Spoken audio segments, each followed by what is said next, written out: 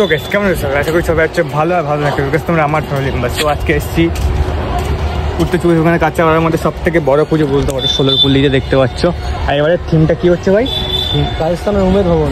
রাজস্থানের উমেদ ভবন দেখতে পাচ্ছ। আর চলো ইন্টারভিউ পারলে নেবো, জানি না পারবো কিনা, যদি ইন্টারভিউ পারি নেবো। আর কিছু সিনেমেটিক শট এনজয় করো, দেখতে থাকো ভিডিওটা।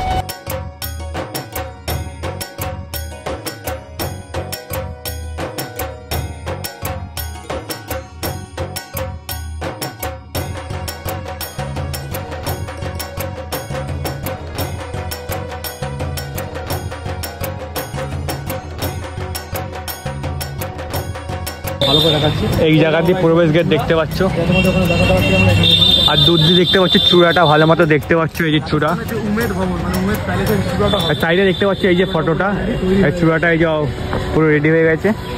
ফটোটা দেখে না, সাইডে এটাই সেম টু সেম হচ্ছে। এবারে ষোলরপল্লী কাঁচাপাড়া ষোলরপল্লী আমাদের।